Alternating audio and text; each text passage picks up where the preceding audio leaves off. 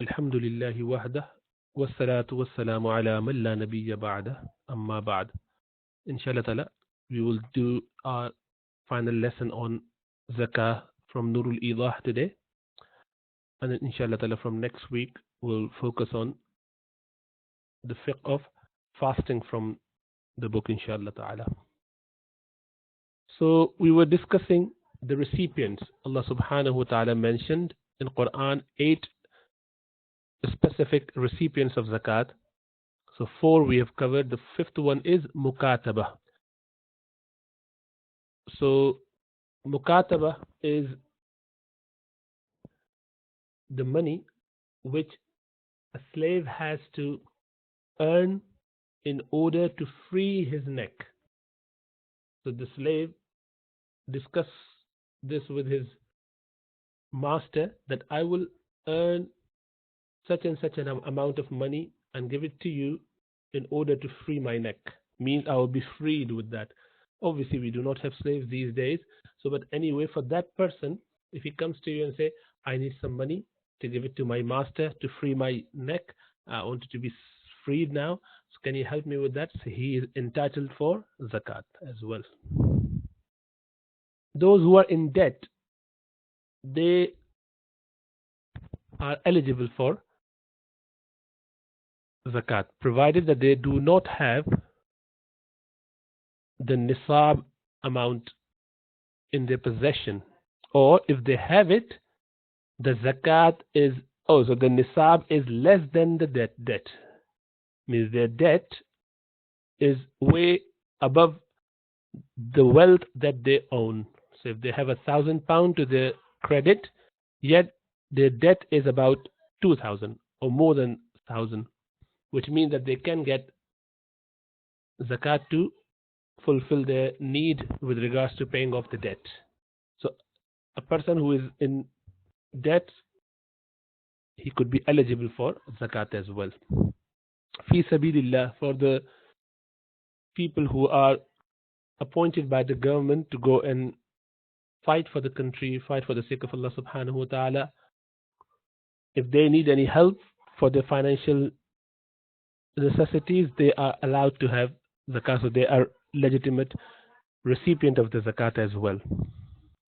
And likewise traveler, if someone is traveling from one country to another country, one city to another city, Shari traveler, more than 48 miles away from their residence, then even if they have wealth in their country and they are in a different country now and they have lost everything that they had there and they need some help, so they can get zakat. They can have zakat at that point, even if they are rich and they have got enough wealth back home, provided that they do not have discourse or access to that money. Nowadays, many people would have access to their bank account through ATM, different machines, cards, bank system, and so may not be applicable these days. So if someone who is a traveler and has not got access to his wealth which is back home, then he can be supported with zakat money. Now, zakat cannot be given to the following cause. For example,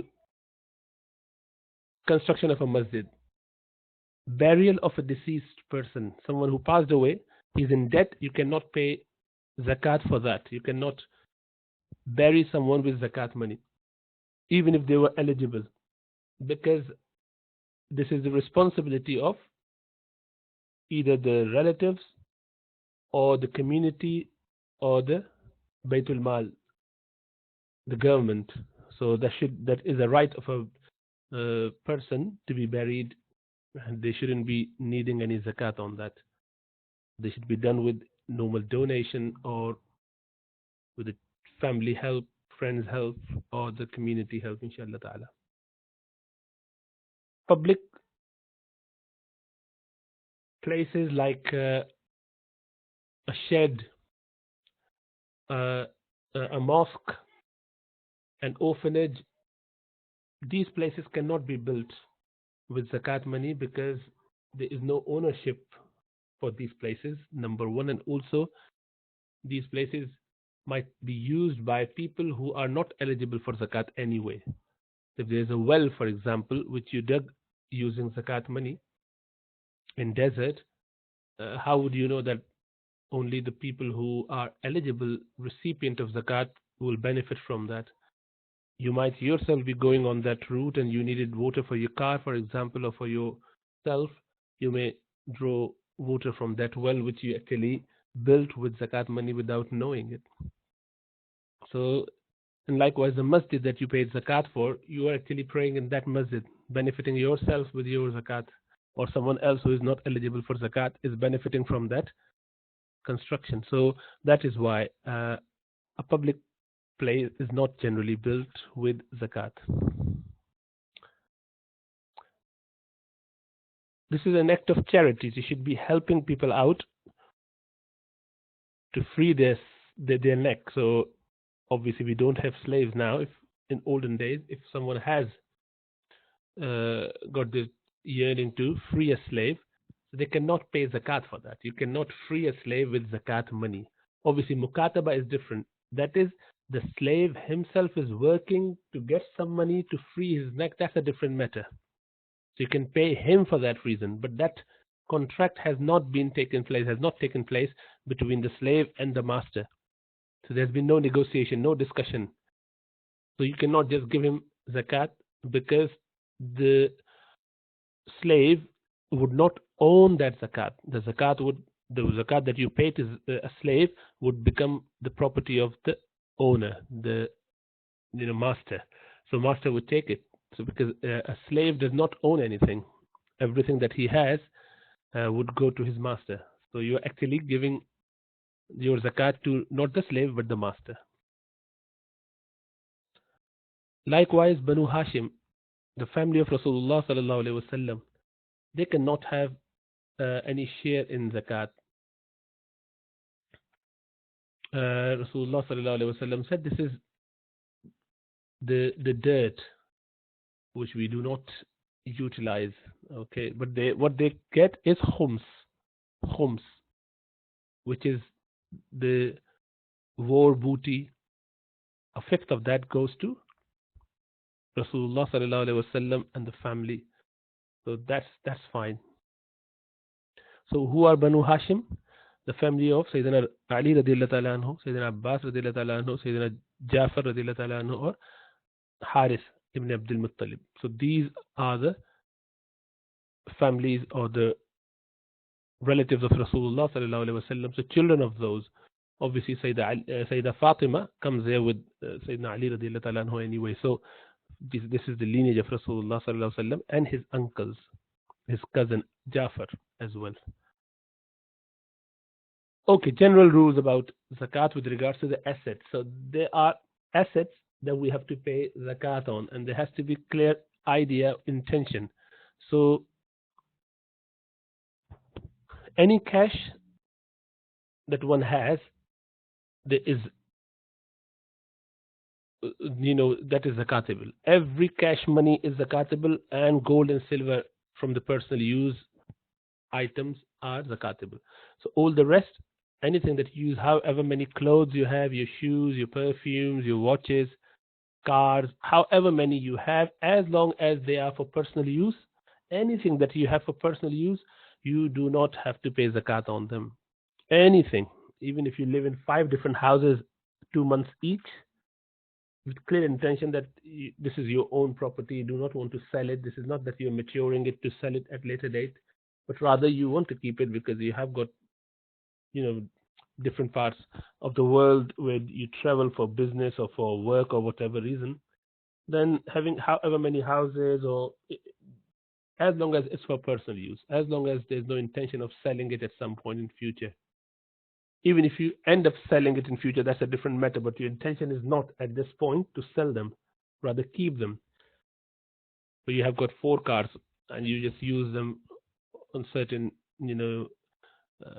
time of the years, or you do that in summer, this one in winter, this one when you go on long journey, this one when you go on holidays. So that is a possibility. So if people have with the intention of having personal use with the things, then they are allowed to have as many. Obviously, if they are spendthrift, they are wasteful in with regards to their money, then that's a different matter. But they do not have to pay zakat on that. So you shouldn't be musrifun, doing israf. Allah subhanahu wa ta'ala does not like those who do israf. So that's a different matter. But you are not obliged to pay zakat on that money, on that stuff that you have for personal use. So the exception remains with the cash and gold and silver. So with regards to trade, obviously you have to pay zakat on almost everything. And net asset, as you know, it doesn't have to be, you do not worry about the fluctuation. We have mentioned that before. Whatever net asset you have at the time of your zakat, you have to pay zakat on that. So you do pay zakat generally on gold and silver, cash and liquid investments, your stocks, shares, property, pensions, your livestock, which obviously we do not have many here, but still in some parts of the world you would find people having their camels and their sheep and goats, so they have to pay zakat on them as well. But that's a completely different subject and detailed subject which we have skipped from the book because most people would find it not relevant. Agricultural output, likewise, they have to pay every time they have a crop. And some schools would consider personal use of gold and silver to be not zakatable, but in Hanafi school it's very clear that you have to pay zakat on everything that you have as a gold or silver for personal use or for whatever use. You have to pay zakat on that. Now, if you have a metal with a mixture of gold and something else, or silver or something else, then if it's more than gold, more than 50% of gold or more than 50% silver, then you have to pay zakat on that. If it's less than that, then it doesn't matter. Then you don't have to pay zakat on that. Likewise, gold-plated jewelry or silver-plated jewelry, you do not have to pay zakat on them because the total amount would be less than the 50% of that value of the jewelry. And if you have cash in bank, cash at home, conventional investment bonds, and all those savings in any form, whatever you have, all different schemes, different ideas, all these are zakatable. You have to pay zakat on all of that. This is all cash or liquid money that you have to pay zakat on. With regards to business, it depends on, so for regards to your property, for example, or fixed asset, you have to have your intention. So depending on what your intention is, you would need to pay zakat or not. So for example, you have a property other than where you live, obviously. It's not for personal use. We're talking about business property. So you have got a property which you have intention to resell. You bought it, but you want to sell it at some point when you will get good money. You want to mature it. The idea is to resell. So you have to pay zakat on current value, full value. So even if you bought it for £100,000, it's now £500,000. You have to pay zakat on £500,000 whenever you sell it. So current value, whole of it, with the intention that you wanted to sell it at some point. So whether you use it or not, whether it's sitting there, no problem. You have to pay zakat on every penny that it values. So whatever is worth, you have to pay 2.5% of that value on that property. Your intention is to actually rent it out. So you would only pay zakat on the net income from the rent.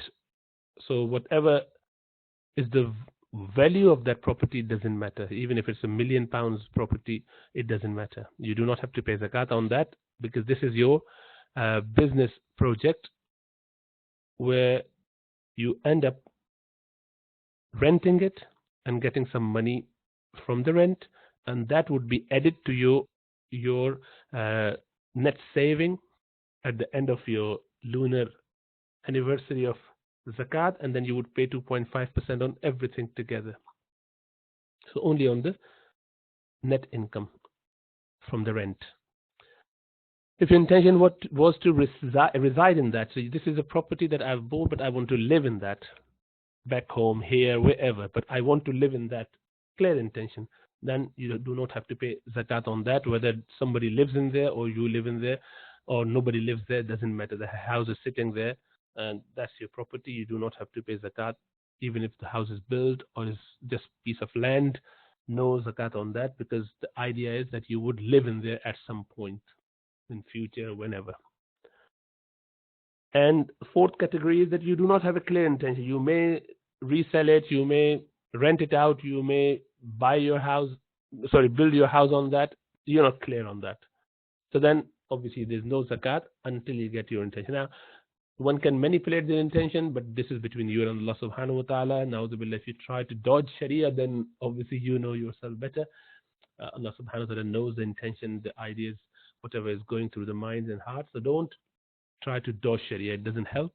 It causes more problems. Again, I would remind you that whatever wealth you have, you only pay 2.5% after having all your basic necessities and needs met. From that, you use it, you get all the benefit for whole year, you keep it with you, and only 2.5% of that extra saving that you had over the year, you pay zakat.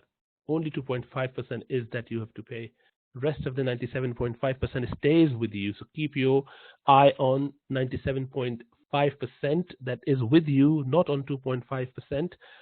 And this 2.5% is for you to enjoy in the life hereafter, and for your Muslim brothers and sisters and even others to benefit in this world. So you're helping them out in order to help yourself out in the life hereafter. So there should be no resentment, no restrictions on the chest, feeling a bit odd. Oh my goodness, 2.5% the Lord is going out. Yeah, but you actually have a lot more than what you're giving out.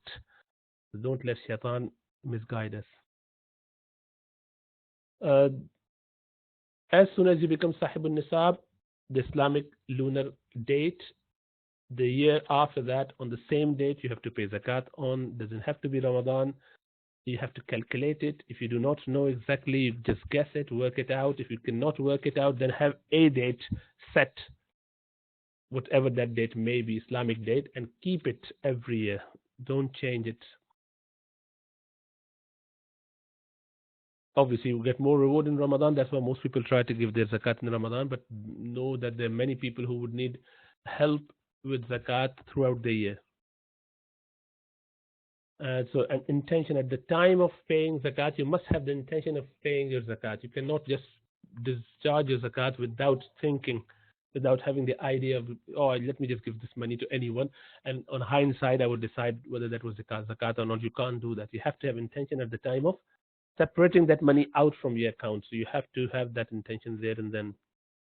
And you must check, it is your responsibility to check the eligibility of the recipient. If the zakat is given to someone who was not eligible, you've given someone by the look for, but he happened to be, for example, non-Muslim, or someone who is from the descendants of Rasulullah sallallahu alaihi wasallam, or someone who has big property and even cash to his hand, but he is just begging, and you've given money to him, the zakat is not discharged. It's your responsibility. You need to identify who the person is.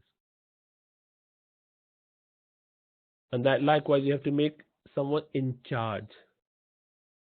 Okay, so you shouldn't do. Once you have donated it, you have no right over that money. So you cannot ask people, oh, you know what, you have to do this with this money. I'm only going to give it to you if you use it for that reason. No, this is not your money. This is the money of the recipient. Let him decide what he wants to do with that. You can do you can pay your zakat in advance, a year before, more than that, and it's perfectly fine, obviously. And then you could obviously you would have to estimate it. There may be change to that. You might have underpaid or overpaid, but at the date of your anniversary, you can adjust it. If you have not paid zakat in the previous years, you have to make up for all of those. So you just start counting them, calculating it, keeping it somewhere, and start paying it off little by little. You don't have to pay it all in one go, because it must be very difficult. If it's for, say, for last 10 years, you have to pay your last 10 years zakat. That may be a lot.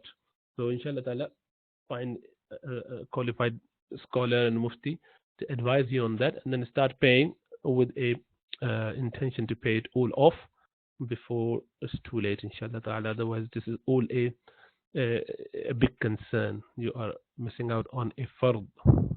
Just imagine Sayyidina Abu Bakr Siddiq radiallahu ta'ala anhu waged war against those who did not pay zakat.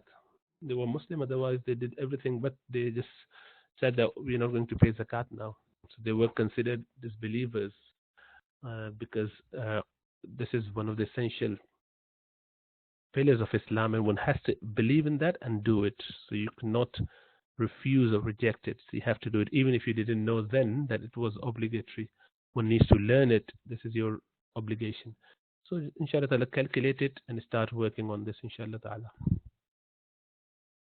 If you are in debt, so let's look at that. There are different situations. So you may have a loan from your friend's family, or you have got a debt towards mortgage, or you have some other assets, for example, pension and other trusts. So let's see what happened to those. Let's look at each of those. Any outstanding debt that you owe, it means, oh, sorry, so someone else is owes to you. So this is that category. So you have lent money. You have outstanding debt to be paid to you. So if you have given your friend or family or someone £1,000, and on your zakat anniversary you haven't received it back, the idea was that you would get it within a few weeks, within a few months, a year, but the family or the friend hasn't returned it back to you. So that £1,000 or £10,000 is zakatable. You have to pay zakat on that. You have to pay zakat on that. This is your money. Any personal loan given to someone, you have to pay zakat on a yearly basis on that money. Now you may say, well, on a yearly basis, it would depreciate. There will be some inflation. The money is going to be lessened and lessened. You will be rewarded for that loan anyway immensely. Allah subhanahu wa ta'ala praise those people. Allah subhanahu wa ta'ala love those people who give loan to others. It's a big thing to do. A lot of reward, obviously. With that come a little bit of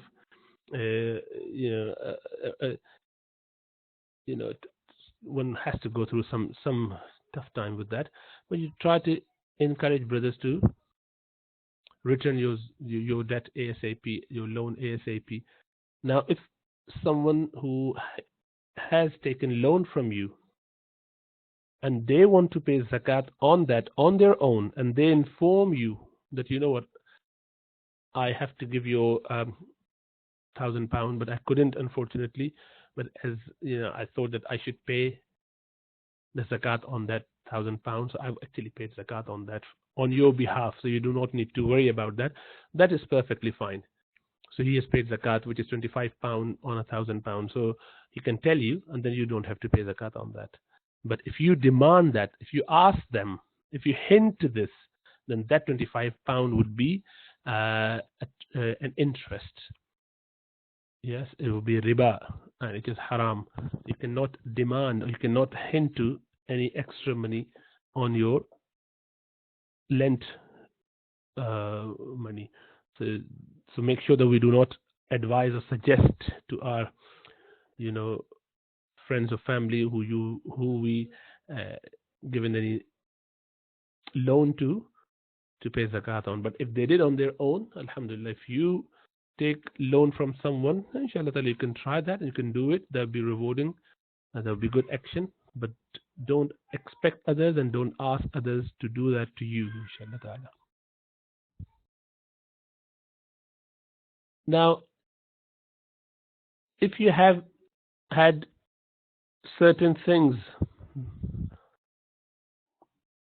which you have not quite received yet, then these are the possibilities. So what do we do in this situation? Let's look at that individually.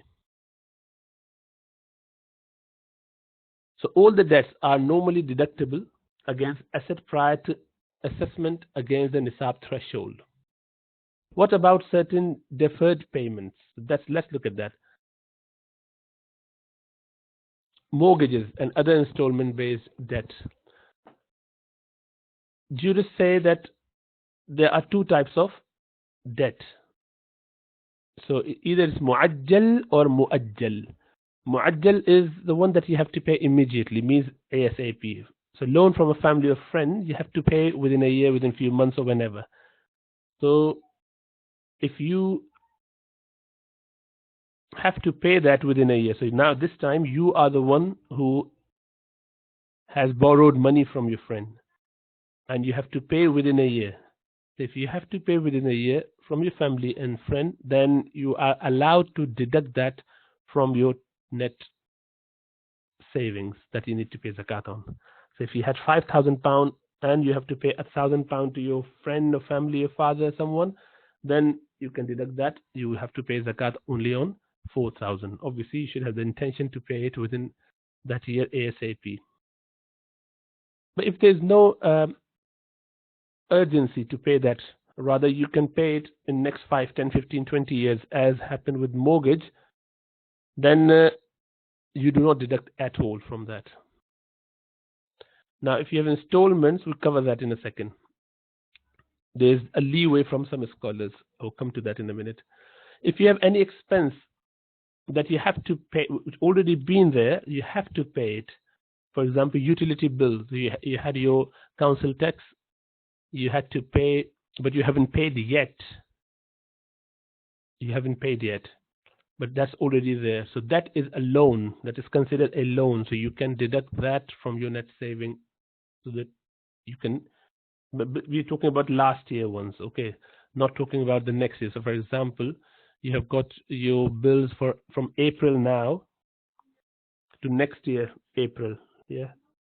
So you cannot deduct all of that money up to the next year. Rather, the months that you have to pay in. So April and May, those are the 2 months that you can deduct your council tax from if you have not paid yet. If you have paid, then it's fine because it's already gone. Likewise, if you have taken receipt of goods but not have paid that yet, but you have the intention to pay it, you have bought something, but you have to pay that amount, but you haven't paid yet, you can deduct that as well. And likewise, if you have some workers who you need to pay salaries and you have got to do it, say within a week or month, then that's due as well on you. So that will be considered a debt on you, and you can deduct that from your total savings.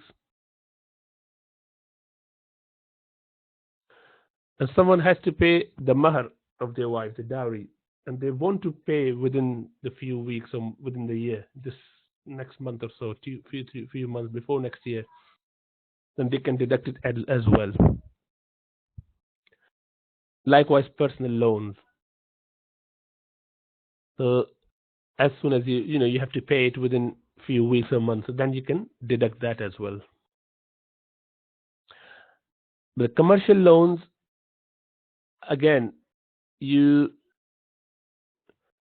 only do the next 12 months installments are to be paid. So that could be counted towards your loan from the mortgages. Now, and this is with regards to murabaha schemes. It's permissible to deduct 12 months installments from the value of your zakatable assets. The next 12 months you can deduct if this is murabaha scheme. So if it is ijara and diminishing musharaka scheme, that you do not do that. What about pensions? Pensions, if you have any control over where to use or where to invest your pension money and how it should be invested, then you have to pay zakat on your pension contribution, your individual pension contribution. And if you have nothing to say, you haven't got any right to do that, it's just your employer, he's paying before he gives you the pay, and he also contributes himself. and you do not know where they're doing it, then you do not have to pay zakat on that. You would only pay zakat once you receive your pension after retirement, and then you start calculating from that year onwards, not on the previous years. Child trust funds for children, as long as they are not pubertal, there's no zakat on them. Sharia consider a baligh someone who has achieved puberty through the signs of puberty, or if they've achieved lunar age of 15 years. If they're 15-year-old, then they're considered baligh for men. And if they haven't got any property, that's a different matter. But if they have anything and they become pubertal, they have to pay zakat on that. And when they come to the age, means they become baligh, they have to pay zakat. Until that time, even then, the family can pay on their behalf. That's not a problem, because they might not be earning.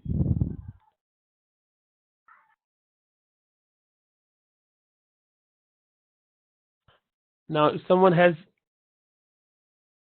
tax to be paid, could that be offset as zakat? No, you cannot do that. They're two completely different things. So do not mix tax with zakat. So you cannot consider tax to be your zakat.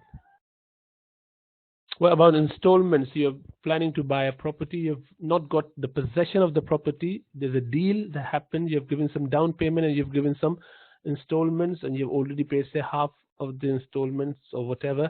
Do you have to pay zakat on that installment? No, you do not have to pay zakat on that installment, according to one of the two opinions within the Hanafi school. And so I would prefer this view, inshallah ta'ala, based on the fact that my teachers follow this, and then I just take from them. So you do not have to pay zakat on that installment, inshallah ta'ala.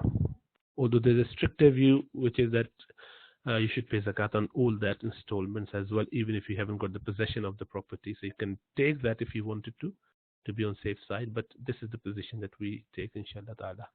How about intention and changing it on hindsight? You lend some money to a poor man who is not, being able to return the money or your loan that he borrowed from you.